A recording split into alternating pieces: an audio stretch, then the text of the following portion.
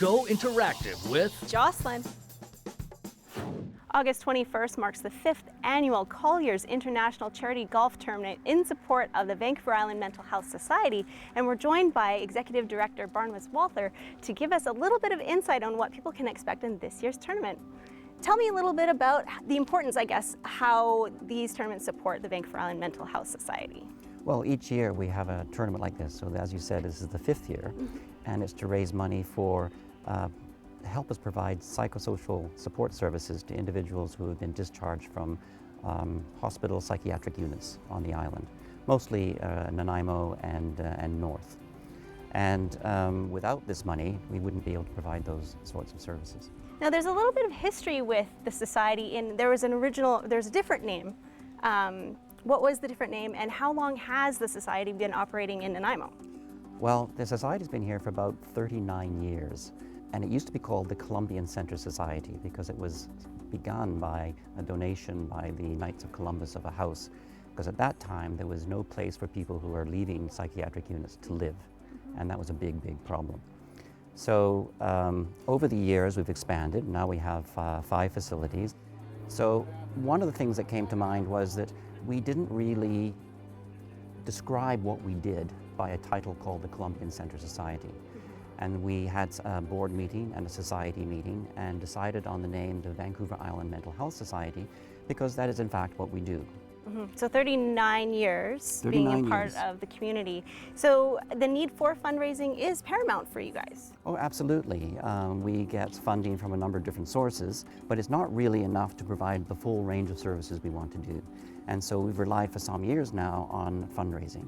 And Colliers International has been a great help in that regard. So having different societies and different corporate people in the community come forward and help really saves us and allows us to provide the services in a much, much better way. So it just seems like, you know, for having a society that maybe people aren't aware of, it's really important for the community to step behind and help support you guys, such as participating in the tournament such as this year. You have a special guest this year who's actually returning from the previous year. Yes. And who is that? And that's Kelly Rudy, and if you're a hockey fan, you'll know who he is. He and his daughter Caitlin are coming up, and they're going to be golfing and speaking at our dinner after the golf tournament. What other things can people expect sort of experiencing this year's golf tournament? Well, one of the things we're going to be doing this year is something called Hearing Voices That Are Disturbing. And essentially, it's a part of a workshop that we provide to the community to help them understand or better understand what it might be like to suffer from something like schizophrenia. What they do is they wear big giant headphones, they have a big 1980s CD, and what they do is they hear voices. Now these voices have been authenticated by people who actually hear voices, so we know that it's realistic sounding. And they're given a number of tasks to do while wearing headphones, wearing the CD, and then trying to function and focus. So you're incorporating that aspect of the workshops into what's happening on the putting green. People are going to be wearing these devices and trying to concentrate, hoping to sink the ball. So just to wrap things up, the 5th annual Colliers International Charity Golf Tournament in support of the Vancouver Island Mental Health Society is on August 21st here at Fairwinds Golf. And for more information, people can visit the website at Vancouverislandmentalhealthsociety.org. Perfect. Thanks, Barnabas. You're welcome.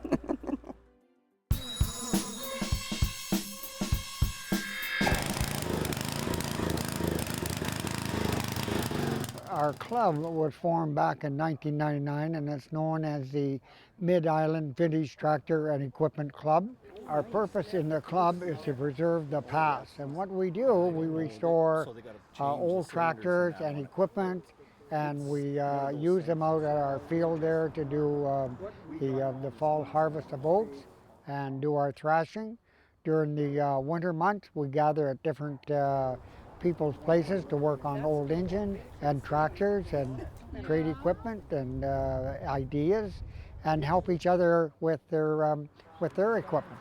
I became involved in the Vintage Tractor Club about 3 years ago because I like old tractors and old iron. This is my 1948 International Harvester Farmall Cub.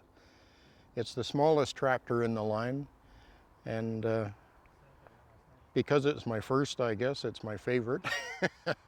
And the best thing about it is that I've got it all tuned up and it starts every time I want to use it. The guys in this club, they just like old antique equipment, and some of them remember them from the farm days. They enjoy working with the old steel and the old iron. This is probably a 1940 to 45 vintage stationary engine. It's a 1.5 horsepower, and they were used for grinding grain, running elevators as grain elevators on the farm, for sawing wood, or any other little chore that had to be done. You constantly work on them, you're constantly learning about them and getting ideas. And when you run into a problem with one of them, you phone up one of the guys in the tractor club, and over he comes and he sits down with you and will work through with you, or you'll fix it himself. Hang on, Phil. Yeah. Mid-Island Vintage Tractor and Equipment Club has a very large display at the Vancouver Island Exhibition. We're down in the bottom corner next to the Aquaplex. We should have in the vicinity of about 35 to 40 tractors there this year. People are very interested, especially when it comes to the sled pulls and the thrashing and the demonstration of the stationary engine. This is a 1941 Farmall A. It's not going to be restored any more than it is. It's we kind of like to keep some of them in their original condition. It's got a mower on the side, still workable. We'd like to have some new members, some new younger members, because a lot of us are getting older, and we'd like to be able to pass this on to the future. We meet the first Wednesday of every month at the Red Barn, 7 o'clock.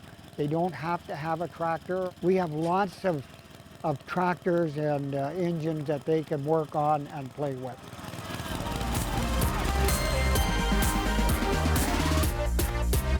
The VIX runs August 21st to 23rd at the Bevan Park Exhibition Grounds in Nanaimo, and there's a lot of opportunity to come down and say hi and meet some of the Shaw TV on-air personalities. Kelly Robinson is emceeing the Vocal Challenge that takes place on the 21st from 9:30 until 12:30. That's just past the noon hour. Fiona Shedden, Annette Lucas, and Melissa Hall will be judging that event. And then on Sunday, things get a little bit weird. Our very own Todd Jones will be defending his title of champion goat milker. That takes place on Sunday. I believe that's the 23rd at about 1 o'clock. You can get full details and all the listings online, viex.ca. We're going to throw things over now once again to Fiona Shedden. I think she's got a trick or some insight onto how to keep all her energy up for that fabulous improv. Go interactive with Fiona.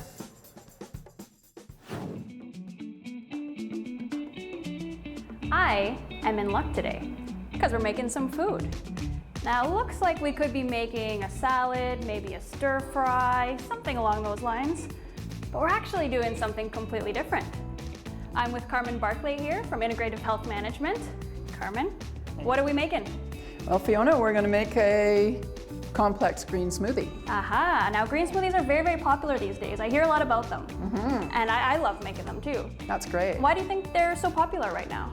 Well, because it's an easy way to get in your vegetables, and a lot of people need easy ways to get their vegetables in. Absolutely. So what are the first steps? What should we do? I'm gonna start cutting this tomato here. Great, so we're going to cut these tomatoes up and put those in the blender that's right beside you there, Fiona. Okay, so I should put these in first. Sure, yeah. Okay. It's Now- good to put in the kind of softer fruits or vegetables in the bottom. Okay, so the order matters that we put them in. Yeah, well, it does, yeah. So, and we're using a Ninja blender here. You don't need to use a Ninja blender. If you have an older blender at home, it's fine to try it. You just have to you would cut your pieces up smaller than what you're doing. Okay. Okay, so And what else will we be putting in here? we're going to put in half of this orange pepper, Okay. this tomato as well. We're going to put in this avocado and the juice of half of this lemon. We're going to put in some cilantro and This yummy spinach will go in at the end. Great way to sneak in all those great vitamins and Right, nutrients. Yeah. Now, what time of day are these good to have? I normally have my smoothies first thing in the morning. Is that the best time? That's a great time because then it helps to keep your blood sugars stable. And it seems like the avocado and a lot of these are really good for filling you up so that you're not kind of craving maybe sugar later on in the day. I know that happens to a lot of us. Mm-hmm. There's a lot of natural sugar in here too. Is this something that's useful for maybe cutting out some of those bad sugars? Absolutely. So our body knows what to do with natural sugar. There's phytonutrients and fibers in the vegetable and the fruit.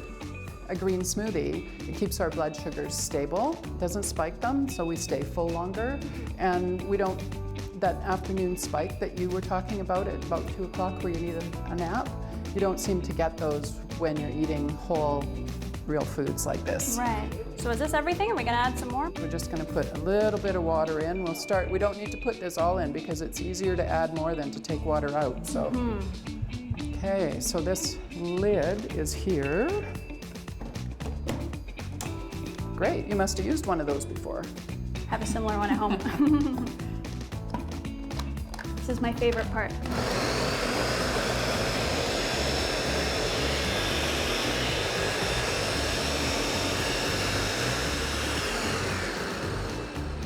Looking pretty blended here, and I definitely see why the order is important now because I normally have to open mine up and kind of jam the vegetables back in there a few times. There you go. But yeah, now I know to put the softer things at the bottom so that Right. they grab the leaves.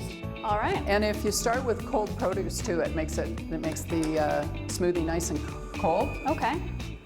Now, before we try this delicious smoothie, if people want to learn more about green smoothies and the benefits of them, you have some classes coming up. I do, yes. We have one September 17th. It'll be held here at Northridge Health Performance Center, and it'll be an evening class. And it's only $10 to come, and you get to try green smoothies, 3 different ones. Cool. Well, I think there's only one thing left to do. And that is try it. Try our concoction. Cheers!